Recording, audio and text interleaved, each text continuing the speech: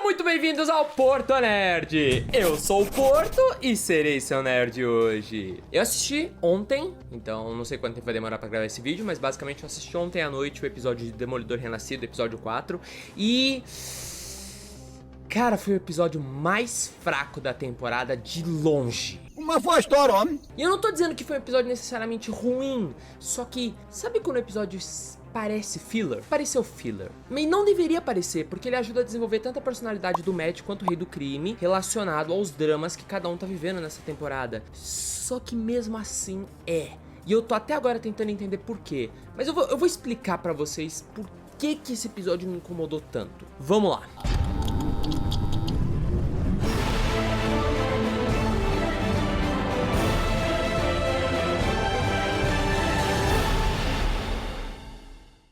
Ok, o episódio ele até começa forte. Ele começa com o Matt indo lá no necrotério, vendo o que aconteceu com Hector Ayala, e então com a sobrinha do Hector aparecendo e conversando com o Matt e explicando como ela tá frustrada por causa da injustiça e que ela sabe que ninguém vai fazer nada a respeito.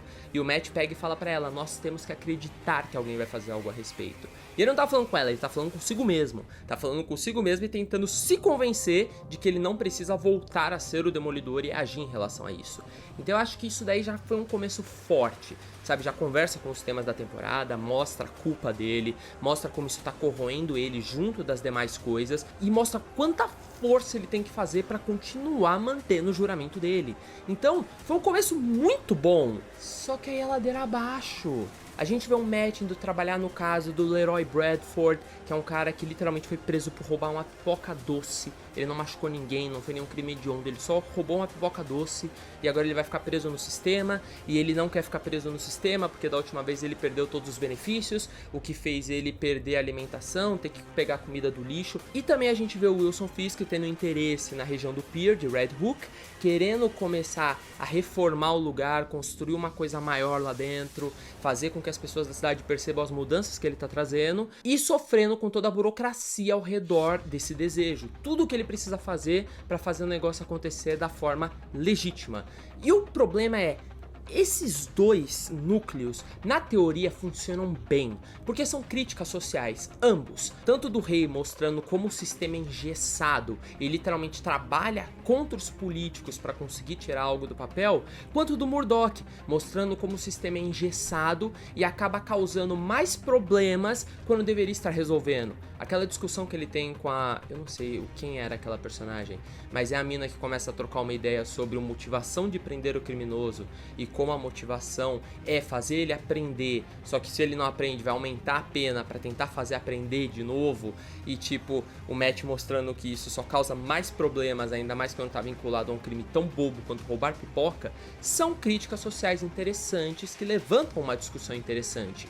Só que o problema é que dentro do núcleo da série, elas não foram bem encaixadas. Acho que um exemplo perfeito que eu tenho disso é a história da Eleven na segunda temporada do Stranger Things. Quando a gente pega a segunda temporada como um todo, a gente vê toda a história narrativa acontecendo. E aí eles cortam um episódio pra mostrar a Eleven numa side quest pra descobrir mais do passado dela. É algo interessante, só que quando você coloca no todo, não faz sentido porque quebra o ritmo da história. A história tá seguindo por um caminho e de repente o ritmo quebra pra fazer uma tangente, falar de alguma outra coisa e depois volta. É a mesma coisa aqui, a história tava seguindo por um caminho. Qual era o caminho? Era a história do Matt, era a história do Hector Ayala, era a história do Matt lutando contra o desejo de voltar a ser vigilante. E aí eles quebram isso pra fazer essa tangente para um caso do dia a dia na rotina do Murdoch, que acaba mostrando como o sistema não funciona, só que não conversa direto com a trama principal. Dava para eles fazerem isso de uma forma que conversasse melhor com a trama principal, talvez botando os policiais que imitam o justiceiro ou alguma coisa assim. Mas ao invés disso eles fizeram de uma forma que parece uma side quest, parece filler, quando não deveria aparecer. As discussões que esse episódio levanta são interessantes, mas quando você assiste, você não tá querendo focar naquilo, você tá querendo focar na trama principal do Hector Ayala, do Matt, sabe? O que faz com que ao invés de somar, essas cenas simplesmente tirem um pouco do interesse do episódio. Então isso me deixou meio decepcionado, sabe? Tinha potencial, mas parece que eles não conseguiram fazer rolar. Aí depois o Matt resolve voltar pro caso do Hector Ayala, ele descobre uma cápsula com o logo do Justiceiro, vai por uns caminhos lá e encontra o Frank intocado numa base militar secreta. Eu até falei com uns amigos meus, pra vocês, ficou claro como o Matt descobriu onde o Frank tava? Ou a sensação é de que o Matt já sabia onde o Frank tava desde o começo? Porque assim, vamos lá, se o Matt descobriu onde o Frank tava, pra mim foi tipo... sei lá, usou o poder do Doutor Estranho pra descobrir, só se for. Se o Matt já sabia onde o Frank tava, por que diabos ele nunca chamou a polícia pra prender o Frank? Isso não faz sentido, sabe? Por mais que o Matt e o Frank tenham um certo respeito mútuo e até trabalhem juntos, no final das contas, o Murdock nunca concordou com as matanças do Frank. Então, como é que ele simplesmente sabe onde o Frank tá intocado, sabe que o Frank vai sair matando gente, e ele... não fala pra ninguém, tá ligado? Ele simplesmente, o Frank tá lá, deixa ele lá e tá tudo bem. Não é assim que funciona, sabe? Esse não é o Matt Murdock. O Murdock é o cara que, tipo, mano, ele sabe que o Frank tá matando vidas, não importa se são vidas de criminosos ou não. Ele vai fazer de tudo pra impedir. Nem que ele já tenha esquecido de ser demolidor e o tudo seja ligar pra polícia, tá ligado? Mas não, parece que ele sabia onde o Frank tava e... é isso? É só isso. Eu posso não ter entendido. Eu falei com um amigo meu e o meu próprio amigo comentou que, tipo, não fica claro pra ele. Então eu quero até saber de vocês. Ficou claro pra vocês se o Matt já sabia onde o Frank tava ou não? Mas enfim, vamos avançar um pouco. Os dois começam a discutir e o diálogo ele até começa bem, sabe? Até começa a fluir de um jeito legal, você começa a ver os personagens. Os atores eles entregam muito bem. Parece que, tipo, não passou nenhum tempo desde que os dois se conheceram, então a dinâmica deles continua funcionando muito bem. Quando o Matt mostra a cápsula pro Frank e eles começam a discutir, você vê como o Frank tem raiva do lance dos policiais, o que é interessante, começa a aprofundar um pouco essa dinâmica. Só que aí começa a abrir para uma conversa sobre servir a comunidade, o que deixa o Frank super puto, porque aparentemente ele tem raiva do fato do Murdock ter falado isso quando ele foi fuzileiro. Só que isso parece forçado, porque parece que foi colocado aí só para fazer um callback para a segunda temporada, quando o Frank falou exatamente a mesma coisa. Vou até botar as duas cenas aqui. Você anda pela cidade com fantasia de Halloween espancando bandidos aí? Obrigado pelo seu serviço. Você vaga pela cidade num pijama de criança com uma máscara. Volta pra casa toda noite, tira a máscara e talvez até ache que não foi você que fez aquelas coisas. E do nada, o Frank me lança essa. Eu vou te falar o que eu acho.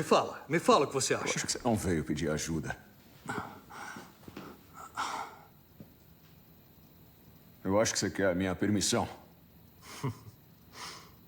Você quer colocar as mãos em alguém, né? Quer machucar. Cara, eu fiquei com uma sensação de que parece que falta um diálogo aí no meio, sabe? Parece que eles cortaram alguma coisa no meio, porque ele entra nesse assunto de uma maneira tão aleatória, mas tão aleatória, e aí ele começa a falar que o Matt tá lutando contra o desejo de matar o mercenário pelo que o mercenário fez com o Fog, e não sei o que, não sei o que lá, e tipo... ok, o que aconteceu com o Fog provavelmente passou em um jornal, mas cara, já faz mais de um ano. Quer dizer que a vida do Frank não aconteceu nada ao longo desse ano, pra ele simplesmente tirar assim e relembrar o que aconteceu com o advogado que ajudou ele uma vez no passado durante 2 dias e relembrar que é por isso que o Murdock tá agindo daquela forma. E é isso que eu quero dizer quando eu digo que o diálogo foi forçado. Porque assim, não parece que o personagem Frank tá falando isso pro personagem Matt, não parece que é algo orgânico, que saiu dos personagens, da situação em que eles estavam, mas parece que foi algo forçado e colocado aí só pra fazer uma frase legal, que ia ficar boa nos trailers, e fazer uma pseudo-filosofia que tenta imitar, de uma maneira bem capenga, o que eles fizeram na segunda temporada de Demolidor. Então, a sensação que eu fiquei é isso, sabe? Eles tentaram escrever um diálogo filosófico que conversasse com os temas da temporada e trouxessem à tona como o Murdock tá realmente se sentindo, mas eles colocaram esse diálogo de uma maneira tão forçada que simplesmente me tirou da cena. Me fez sentir... cara, por que o Frank tá falando isso? Do nada. E esse é um dos problemas dessa temporada que eu tô sentindo até agora. Eu falei isso no meu vídeo sobre o Fog Nelson estar vivo, se vocês quiserem dar uma conferida. Mas tipo, ao invés de cada personagem ter a sua vida, parece que a vida de todo mundo tá girando ao redor do Matt. Todo mundo sabe exatamente o que dizer, que conversa com os temas que ele tá passando ao longo dessa temporada. Honestamente, o Frank estaria pouco se cagando pro que aconteceu com ele há 1 ano atrás. Talvez ele se importasse na hora, mas ele não ia puxar assim do nada, sabe? talvez acontecesse mais alguma coisa no diálogo que fizesse o Frank sentir isso, talvez, mas tipo, ficou meio desconjuntado. Enquanto na segunda temporada a discussão do Frank sobre o Matt se vestir de super-herói, sair pra combater o crime, sobre ter meias medidas tal, conversava com o contexto daquela série, que era o quê? O Demolidor, herói, tentando impedir o Frank de fazer o que ele fazia melhor. Aqui soou como um fanservice forçado que não fez sentido no momento narrativo em que os dois personagens estavam. E eu acho que são essas pequenas coisas que foram se acumulando e fizeram com que o episódio perdesse a força. Eu entrei nesse episódio super ansioso pra ver o que ia acontecer e saí dele pensando... Tá? Uma perda de tempo. Não, isso sem falar do rei dos cornos, né? Porque, puta que pariu, o corno do crime... Porra, aquela revelação no final de que o Adam tá vivo e preso na cela. Quem liga, irmão? Tipo, eu não sei vocês, eu já achava que o cara tava morto, tá ligado? Aí, ele tá vivo. Foda-se! Quem se importa, cara? É um negócio, eles revelaram de um jeito que faz você sentir, uau, não, o rei, ele realmente não deixou as coisas pra trás, ele realmente continua com a criminalidade dele. Cara, nunca pareceu que ele tinha deixado pra trás, tá ligado? É tipo, não construiu a série bem o bastante pra parecer que ele mudou e essa revelação fazer algum sentido. Foi uma revelação que ficou tão tipo, foda-se, sabe? Seria o mesmo que revelasse que o Adam tá morto. Foda-se! Eu acho que talvez você até diria que, ele tá vivo é pior do que está morto. Talvez, mas honestamente, foda-se! Enfim, já falei muito, o vídeo vai ficar muito longo, então é isso. Só queria dar minha opinião sobre esse episódio. Talvez eu mude de opinião, dependendo dos próximos episódios que lançarem. Então eu vou tentar fazer um vídeo no final da temporada. Mas é isso. Mas é isso aí. Como sempre, muito obrigado por estarem comigo até aqui. E até a próxima.